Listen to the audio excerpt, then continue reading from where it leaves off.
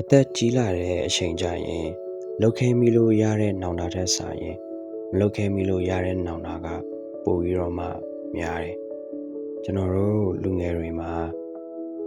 အိမ်မက်တွေပန်းနိုင်တွေရီမန်းချက်တွေကိုစီရှိကြတယ်ဗျဒီလိုအိမ်မက်တွေပန်းနိုင်တွေစီကိုသွားတဲ့အချိန်ကျရင်အဓိကကျွန်တော်တို့ရင်ဆိုင်ရတဲ့ပြဿနာတစ်ခုကလှုပ်တဲ့နာနဲ့လှုပ်ရှင်တာဖြစ်တဲ့နာနဲ့ဖြစ်ရှင်တာဒီနှစ်ခုရဲ့လွန်ဆွဲမှုကြားထဲမှာကျွန်တော်တို့တော်တော်များများဒုက္ခရောက်လာကြတယ်တချို့ကျတော့လည်းကိုလှုပ်ရှင်တဲ့အရာကိုသိတယ်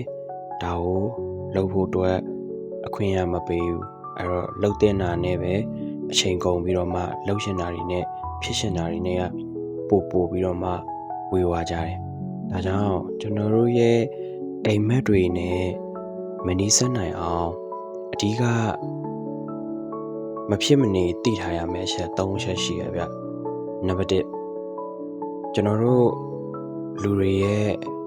အပြစ်တင်ကဲ့ရဲ့မအောင်ကြောက်တဲ့စိတ်တခုခုလှုပ်တဲ့ချိန်ကျရင်တေချာပေါက်လူတွေကမကြိုက်ရင်တော့ပြောမှာပဲဗျာနောက်ဆုံးကြိုက်နေသည့်တိုင်အောင်တော့မှကိုယ့်ကိုမနာလိုဖြစ်တာပဲဖြစ်ဖြစ်မတိုးတက်စေချင်တာပဲဖြစ်ဖြစ်မင်းလှုပ်တဲ့ဟာမကောင်းမင်းလှုပ်လေအဆင်ပြေမှာမဟုတ်ဘူးဆိုပြီးတော့ပြောနေကြမှာပဲဒါကြောင့်မလို့လူတွေရဲ့ဝေဖန်မှုတွေအပြစ်တင်ကဲ့ရဲ့မှုတွေကိုဂရုမစိုက်ပဲနဲ့ကျွန်တော်တို့လှုပ်เสียရှိတာကိုဆက်ပြီးတော့လှုပ်ဖို့လိုအပ်တယ်နံပါတ်2ပြီးပြေးစုံအောင်စောင့်ပြီးမှလုံးမယ်ဆိုတဲ့စိတ်လောကကြီးမှာပြီးပြေးစုံတဲ့အရာဆိုတာပဲအရာမှမရှိဘူးဗျ Facebook မှာ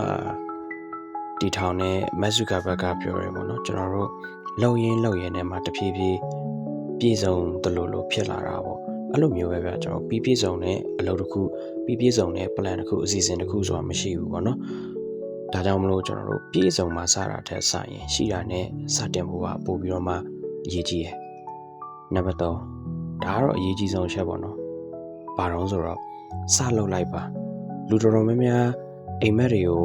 တွားမယ်ဆိုပြီးတော့တွေးတဲ့ဆင်ကနေပြီးတော့မှ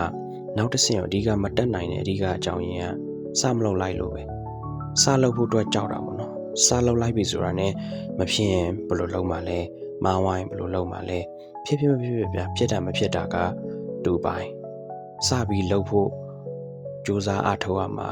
ကျွန်တော်တို့ဘက်ကအပိုင်းပေါ့ဒါကြောင့်မလို့စပြီးတော့မှလုပ်ဖို့အတွက်အရေးကြီးတယ်ပြီးရင်ဆက်ပြီးတော့မှလုပ်ဖို့အရေးကြီးတယ်ဒီလိုဆိုရင်တေချာတယ်လုံရင်းကြိုင်ရင်းနဲ့ပဲကျွန်တော်တို့ကလိုအပ်ချက်တွေကိုတွေးရှိလာမှဖြစ်ပြီးတော့မှဒါတွေကိုပြုပြင်ပြောင်းလဲရင်းနဲ့မှကျွန်တော်တို့ရဲ့အိမ်မက်တွေပန်းနိုင်နေနဲ့ပို့ပြီးတော့မှညီဆက်လာမှဖြစ်ပါတယ်ဗျဒါလေးကတော့ကျွန်တော်ရဲ့ audio လေးပါ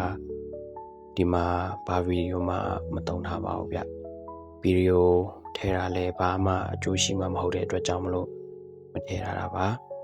အားပေးတဲ့တူတယောက်ရှင်စီတိုင်းကိုကျေးဇူးအများကြီးတင်ပါတယ်ဗျကျွန်တော်တို့နောက်ဗီဒီယိုလေးမှာပြန်လည်ဆုံတွေ့ကြပါပေါ့ကျွန်တော်ကတော့မင်တာပါ